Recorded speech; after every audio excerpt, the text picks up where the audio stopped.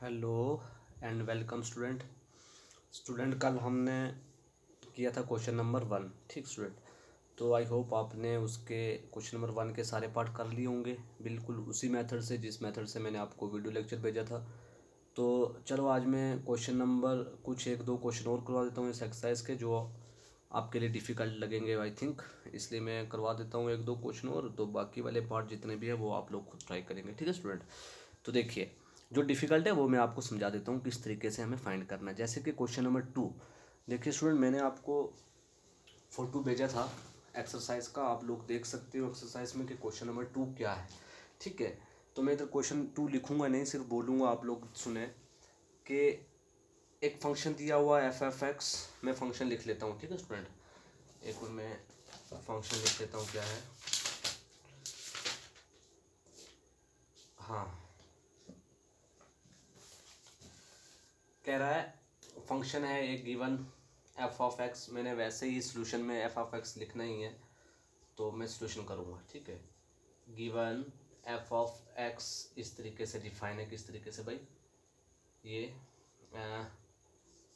ए x plus 3 हो जब होगा तो उस टाइम एक्स की वैल्यू 0 और 2 के बीच में लाई करेगी। ठीक है स्टूडेंट, और जब a प्लस 3x होगा उस टाइम x की वैल्यू जो है वो greater than or equal to 2 है। ठीक, और इसमें वो कह रहा है कि अगर ये फंक्शन इस तरीके से डिफाइन है तो डिटरमाइन a, हमने क्या डिटरमाइन करना है, a मतलब a की वैल्यू फाइंड करनी। ठीक है, और डिटरमाइन a व्हेन लिमिट, वो क्वेश्चन में कह रहा है कि when limit x approaches to 2f of x exist.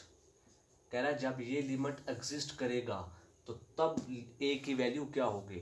तो ये ऑलरेडी वो पहले से कह रहा है कि एग्जिस्ट कर रहा है, तो एग्जिस्ट कर रहा है तो इट मीन्स हमें पहले एग्जिस्ट कब करता है, जब लिमिट लेफ्ट हैंड लिमिट और राइट हैंड लिमिट आपस में बराबर आ जाती है तो तभी एग्जिस्ट करता है। तो इट मीन्स मुझे पहले लेफ्ट और राइट लिमिट निकालनी पड़ेगी, तो पहले मैं वो फाइंड करूँगा। ठीक है स्टूडेंट, तो देखिए a की वैल्यू निकालनी है हमने, तो सबसे पहले गिवन एफ ऑफ एक्स ये था तो हमें लेफ्ट हैंड लिमिट लगानी है। तो इट मीन्स मैं निकालूंगा therefore limit x approaches to 2 negative. पहले मैं लेफ्ट हैंड लिमिट निकाल लेता हूँ। ठीक है, क्योंकि इधर एक्स 2 को अप्रोच कर रहा है, क्योंकि एक्स की वैल्यू 2 0 और 2 के बीच में है।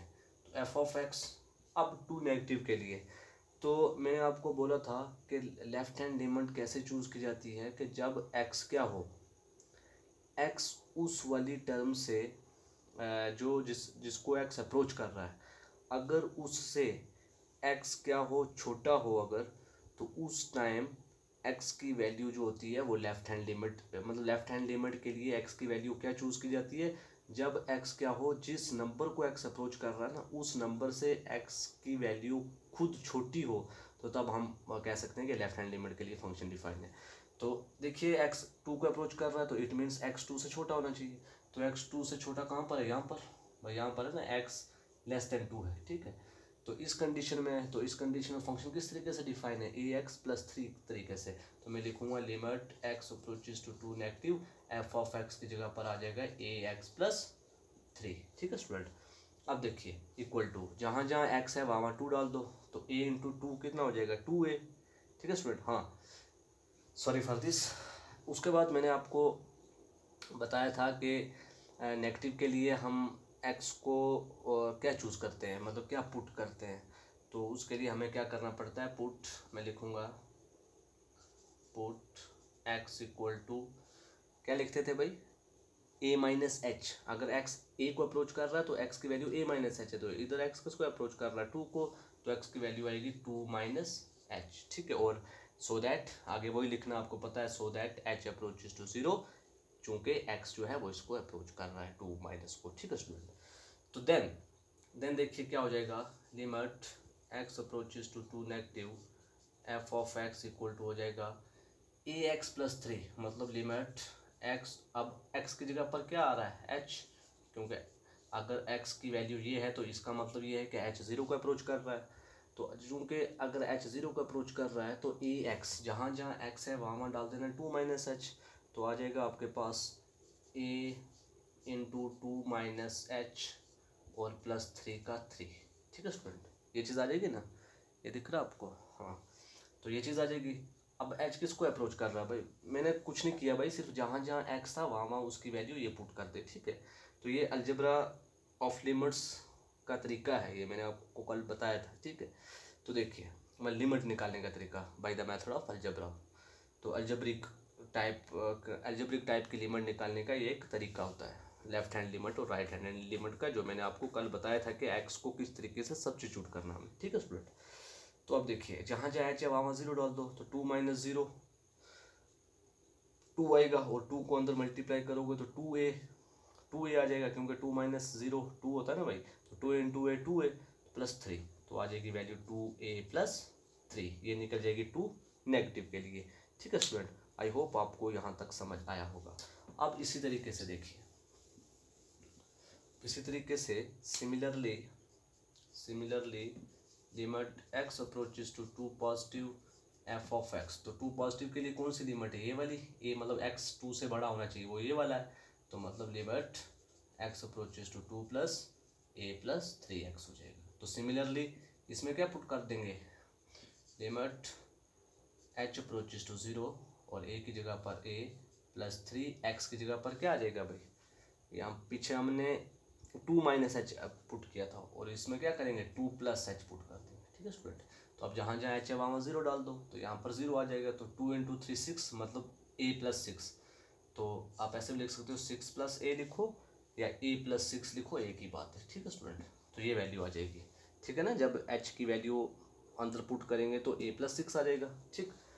अब देखिए, अब वो कह रहा है क्वेश्चन में, वो कह रहा है कि हमने a फाइंड करना है, लेकिन गिवन ये भी कह रहा है कि अगर चाहे लिमिट जो है कि वो कह रहा है when A determine A when limit exist, तो लिमिट एग्जिस्ट का मतलब ये है कि ये वैल्यू और ये वैल्यू इक्वल हो जाएंगी, तो मैं लिखूँगा सेंस कि चूँकि क्या है भाई कि x जो है वो x approaches to 2 f of x जो है वो क्या कर रहा है, एग्जिस्ट कर रहा है। तो चूँकि ये चीज़ ऑलरेडी पहले से गिवन है कि ये एग्जिस्ट करती है, तो एग्जिस्ट करती है, तो इसका मतलब क्या है, इसका मतलब है कि limit this implies limit x approaches to 2 negative f of x equal है किसके, limit x approaches to 2 positive f of x के। भाई यही है ना, एग्जिस्ट कब करता है लिमिट कब एग्जिस्ट करती है, जब किसी किसी वैल्यू पे लिमिट कब एग्जिस्ट करती है, जब उसी की वैल्यू पर लेफ्ट हैंड लिमिट और राइट हैंड लिमिट बराबर हों, तो तब एग्जिस्ट करती है। अब इधर हमें चेक तो नहीं ना करना है कि एग्जिस्ट करती है कि नहीं, इधर वो ऑलरेडी कह रहा है, हमें अब ये वैल्यू नहीं देखनी, आप बोलोगे ये वैल्यू और ये वैल्यू सेम आई नहीं तो कैसे एग्जिस्ट करेगी, नहीं, ये ऑलरेडी गिवन है कि लिमिट एग्जिस्ट कर रही है, तो लिमिट एग्जिस्ट कर रही है तो इट मीन्स ये वैल्यू आपस में क्या हो जाएंगी, बराबर हो जाएंगी, ठीक है स्टूडेंट। अब देखिए इस इम्प्लाइज ये वैल्यू अभी हमने निकाली क्या थी, वो थी 2a + 3 जो मैंने अभी साफ की इक्वल टू, और इसकी वैल्यू क्या थी, इसकी वैल्यू है a + 6, ठीक है स्टूडेंट। अब a वाले एक साइड कर दो 2a, ये प्लस का a पीछे आ गया माइनस का a, और कांस्टेंट एक साइड ये +3 आगे चला गया 3, ठीक है स्टूडेंट। तो 2a में से एक a निकालो तो एक a, भाई 2a में से एक a निकला तो एक a, इक्वल टू 6 में से 3 निकाले तो 6 में से 3 निकाले तो 3, तो ये निकलेगी, hence the value of A is 3, ठीक है स्टूडेंट। आई होप आपको समझ आया होगा। तो वो जो मैंने आंसर पेज आपको भेजा था ना सुबह ग्रुप में, तो उस पर फर्स्ट क्वेश्चन का आंसर ए की वैल्यू 3 लिखी हुई है, वो फर्स्ट का नहीं है, वो क्वेश्चन में 2 का आंसर है, ठीक है, ए = 3। तो आई होप आपको ये समझ आ गया होगा। तो इसी तरीके से भाई क्वेश्चन नंबर 3 है, तो एग्जांपल देनी है, कोई भी ऐसे एग्जांपल दो जो जिसमें लिमिट एग्जिस्ट करे, लेकिन उस टाइम लेकिन अलग अलग फंक्शन पे वैल्यू जो है लिमिट जो है एग्जिस्ट, मतलब उसके कोफिशिएंट पे लिमिट एग्जिस्ट करती हो, लेकिन उनके लिए उन दोनों फंक्शन के लिए अलग अलग फंक्शन पे लिमिट एग्जिस्ट ना करती हो, तो ऐसी एग्जांपल, तो ऐसी कोई भी एग्जांपल आप उठा के दे सकते हो, ठीक है। उसके बाद क्वेश्चन नंबर 4 जो है, क्वेश्चन नंबर 4 स्टूडेंट, उसमें क्या पूछा हुआ, कह रहा है evaluate the limit if they exist, तो लिमिट फाइंड करना है अगर वो एग्जिस्ट कर रही है, तो वही क्या है, लिमिट फर्स्ट पार्ट है limit x approaches to 1 mod of x - 1 upon क्या है 2 ऑफ x - 1, ठीक है, ये है। तो स्टूडेंट इसमें क्या करना है, जैसे मैंने अभी बताया लेफ्ट हैंड, अब ज़रूरी नहीं है इधर लेफ्ट के लिए चूज़ करें, इधर सीधा तरीके से क्या करें, इसको एवेलुएट करो, तो एवेलुएट करो तो 1 पॉजिटिव के लिए, हाँ सॉरी, और साथ में ये कह रहा है इफ़ दे एग्जिस्ट, तो एग्जिस्ट अगर वो करेंगी तो अब इफ़ दे एग्जिस्ट, अगर वो एग्जिस्ट कर रही है तो इट मीन्स, एक मिनट क्वेश्चन गलत तो नहीं लिख दिया मैंने, क्वेश्चन कौन सा है, question number, if they exist, गया question exercise,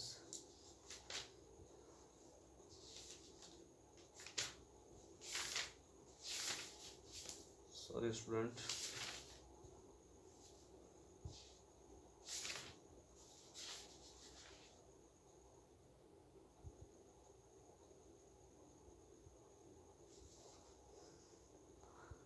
sorry for this.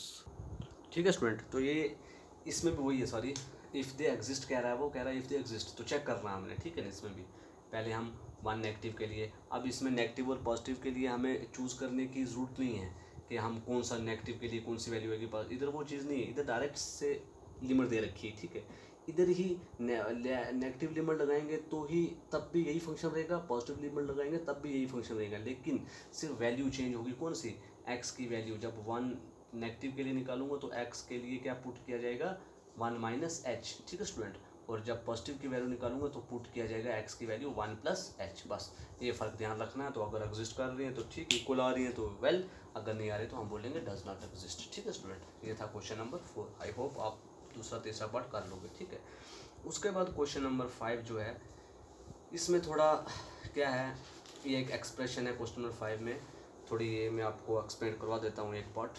देखिए क्वेश्चन नंबर 5 में कह रहा है एवेलुएट द लिमिट, लिमिट क्या है, x approaches to a, x की पावर n माइनस a की पावर n अपॉन x की पावर m माइनस a की पावर m, ठीक है स्टूडेंट। ये m n जो है वो बिलोंग्स टू z, z का मतलब सॉरी n है, n का मतलब सेट ऑफ नेचुरल नंबर, मतलब m n जो है वो नेचुरल नंबर है, ठीक है। नेचुरल नंबर में 1 2 3 अप टू कुछ भी हो सकता है, ठीक है। अब देखिए एक एक्सप्रेशन होती है x की पावर n माइनस a की पावर n, तो इस एक्सप्रेशन को हम कैसे लिखा करते हैं कि इसमें x की वैल्यू, पहले x की पावर n है ना, तो x की पावर n जो है वो एक कम से शुरू होती है, मतलब n माइनस वन, ठीक है स्टूडेंट। इस तरीके से x की पावर n माइनस वन, फिर x की पावर n माइनस टू, ठीक है, x की power n minus two into a की पावर वन, फिर a की पावर शुरू हो जाती है, plus plus plus so on, फिर लास्ट में तब तक चलती रहती जब तक x की पावर 0 नहीं हो जाती और a की पावर वापस क्या नहीं आ जाती, n माइनस वन, तब तक ये एक्सप्रेशन चलती रहती है। जैसे कि एग्जांपल आ जाए, suppose x square minus a square, बोलेगा इसको फाइंड करो, x square minus a square, तो यही तरीका, सॉरी एक्स की power n into x minus a होता है, x minus a into x n की पावर, इस तरीके से। सिमिलरली इधर आ जाए x square minus a square, तो x square minus a square जो होता है वो भी इसी तरीके से, भाई एक्स की पावर n माइनस वन, एक कम मतलब टू माइनस वन वन, तो प्लस एक्स की power n minus to minus two zero हो जाएगा, तो ए की पावर क्या बच जाएगी, ए की पावर बी की लास्ट में क्या है, n माइनस वन, मतलब ए की पावर वन। तो x की पावर टू माइनस ए की पावर टू का मतलब ये हुआ कि x की पावर एक कम से चलना है, तब तक चलते रहना जब तक x की पावर 0 ना हो जाए।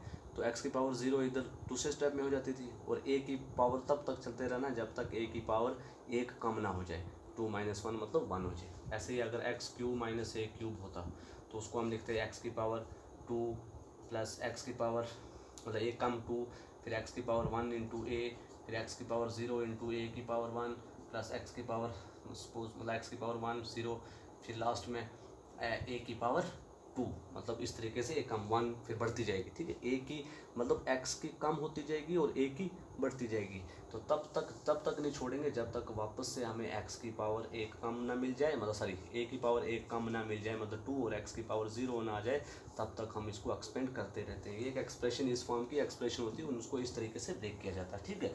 तो ये आपने 11th क्लास में पढ़ा होगा अच्छे तरीके से, बाइनोमियल एक्सपेंशन पढ़ा होगा, ठीक है ना। तो बाइनोमियल एक्सपेंशन भी इसी तरीके से होती है, तो ये भी ठीक है, इस तरीके की एक्सपेंशन आपने ऑलरेडी पढ़ी होगी, ठीक, 12th में भी।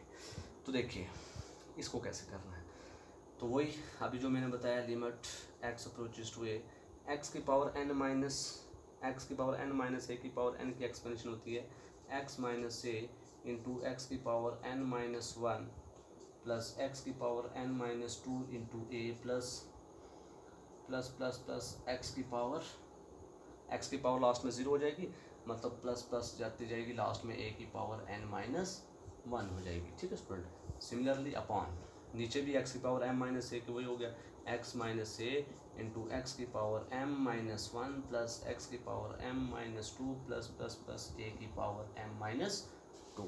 ठीक है स्टूडेंट, ये चीज़ हो जाएगी। अब देखिए x की पावर a और ये कट जाएगी। ठीक है, बचेगा क्या, x की power n minus 1 plus x की पावर n माइनस 2 इंटू ए। ठीक है, ये बचता जाएगा। अब देखिए जब ये चीज़ बचेगी तो मैं लिमिट किसको, x किसको अप्रोच कर रहा है, a को, जहाँ जहाँ x है वहाँ a डाल दो तो आ जाएगा a की power n minus 1 plus a की power n minus 2 into a plus plus plus a की पावर n माइनस 1 वैसे ही रहेगा। नीचे भी x की जगह पर a की power m minus 1 plus a की power m minus 2 into a plus plus plus a की power m minus 2 sorry m minus 1 और इधर भी m माइनस 1 है। ठीक है, तो ये हो जाएगा। अब देखिए उसके बाद देखिए मैं सिर्फ एक्सप्रेशन एक्सपेंड कर रहा हूँ। ठीक है, उसके बाद देखिए ये भी एक इधर था a की power n minus 2 into a plus plus a की पावर n माइनस 1। ठीक है, इस तरीके से। अब देखिए a की power n minus 1 plus a की पावर बेसर सेम पावर, इधर a की पावर 1 है तो क्रॉस मल्टी जब बेसर सेम पावर ऐड हो जाएंगी तो 1 माइनस 2 माइनस 1, तो ये भी हो जाएगी a की power n minus 1 plus plus चलते जाते a की पावर n माइनस 1। सिमिलरली नीचे भी a की power m minus 1 plus a की power m minus 1 plus plus plus a की पावर m माइनस 1। तो ये भी a की power n minus 1 up to कहाँ कितनी बार जा रहा है, n टर्म्स, और ये भी a की power m minus 1 up to कहाँ जा रहा है, m टर्म्स। ठीक, मतलब x की पावर n का मतलब यही होता है कि x की पावर n माइनस 1 तक हम इसको फैक्टराइज कर सकते हैं, मतलब एक पावर कम तक। ठीक है स्टूडेंट, तो ये चीज़ आ गई। अब देखिए अब ये कितनी बार है, अब 2, आप लिख सकते हो 2 n टर्म्स, ये कितनी है 2 m टर्म्स, तो आप इसको लिख सकते हो n इंटू ए की पावर n माइनस 1, मतलब n टर्म ऑफ दिस है, और नीचे क्या है m टर्म ऑफ a की पावर m माइनस 1। अब आ जाएगा a की power n minus 1 upon a की power m minus 1 into n upon m, अब equal to n upon m। a की पावर m माइनस 1 ऊपर जाएगी तो माइनस 1 और प्लस 1 कैंसिल हो जाएगा, तो आ जाएगा a की पावर n माइनस m। तो ये आपके पास आ जाएगा रिजल्ट। आई होप आपको ये क्वेश्चन नंबर 5 भी समझ आ गया होगा किस तरीके से हम एक्सपेंड करते हैं। ठीक है स्टूडेंट। अब उसके बाद क्वेश्चन नंबर 6 जो है, 6 क्वेश्चन में पॉलिनोमियल भाई पॉलिनोमियल टाइप की एक्सप्रेशन दी हुई हैं, तो उनको सिंपल आपको क्या करना है, सिर्फ कैलकुलेट करना है। जैसे पॉलिनोमियल में 10th 9th में पढ़ा होगा फैक्टराइज करना, फैक्टराइज पढ़ा होगा, तो पॉलिनोमियल एक्सप्रेशन को जैसे x की पावर 6 प्लस 3 x की पावर 4 प्लस 2 इस तरीके की पॉलिनोमियल एक्सप्रेशन आ जाती है, तो उसको हम कैसे फैक्टराइज करते हैं और फैक्टराइज करके बिल्कुल सिंपलेस्ट फॉर्म में लिखते हैं। तो वैसे ही क्वेश्चन नंबर 6 में पॉलिनोमियल दी गई हैं, उनको फैक्टराइज करके बिल्कुल सिंपल फॉर्म में लाना है और फिर लिमिट की वैल्यू पुट करके आपके पास सोल्यूशन आ जाएगा। ठीक है, तो वो आप लोग कर सकते हैं। अगर नहीं कर सके तो मैं उनके लिए क्या करूँगा, वीडियो तो बनाऊँगा नहीं, उन क्वेश्चनों को मैं कॉपी पे सॉल्व करके आपको परसों के लेक्चर में इंशाल्लाह वो क्वेश्चन भी भेज दूंगा, क्वेश्चन नंबर 6 भी। ठीक है, आप पहले कोशिश करना, हो जाएंगे बिल्कुल फैक्टराइज कर लें और कुछ मसला नहीं। उसके बाद क्वेश्चन नंबर 7 में एक नई चीज़ है, मॉड ऑफ ये चीज़ इसको कहते हैं ग्रेटेस्ट इंटीजर। इस सिंबल को बोलते हैं greatest integer of x. It means इस वैल्यू के अंदर, मतलब ऐसी नोटेशन के अंदर x लिखने का मतलब ये है कि x क्या है, इधर x is the greatest integer, मतलब इस x को हम ग्रेटेस्ट इंटीजर कह सकते हैं। ठीक है, मतलब क्योंकि ये ग्रेटेस्ट इंटीजर की नोटेशन होती है, जो सबसे बड़ा इंटीजर हो। ठीक है, तो इसमें थोड़ा सा प्रॉब्लम आएगी आपको सॉल्व करने में। थोड़ा ये क्वेश्चन मैं आपको एक्सप्लेन करवा देता हूँ कि इस तरीके के क्वेश्चन को किस तरीके से हम एवेलुएट करते हैं। ठीक है, तो देख बुक से क्वेश्चन लिखने दो मुझे। क्वेश्चन नंबर 7, हाँ, evaluate f of x equal to, देखिए ये फंक्शन है क्वेश्चन नंबर 7 में, ये फंक्शन दे रखा है ग्रेटेस्ट इंटीजर ऑफ एक्स है, और एक्स जो है वो less than or equal to 0 है, और एक्स माइनस 1 है, उस केस में एक्स इज़ ग्रेटर देन 0 है। तो इसमें भी हमने क्या करनी है, लिमिट फाइंड करनी है। ठीक है, तो इट मीन्स हमें लेफ्ट हैंड और राइट हैंड दोनों फाइंड करनी होगी, क्योंकि दो केस दे रखे हैं।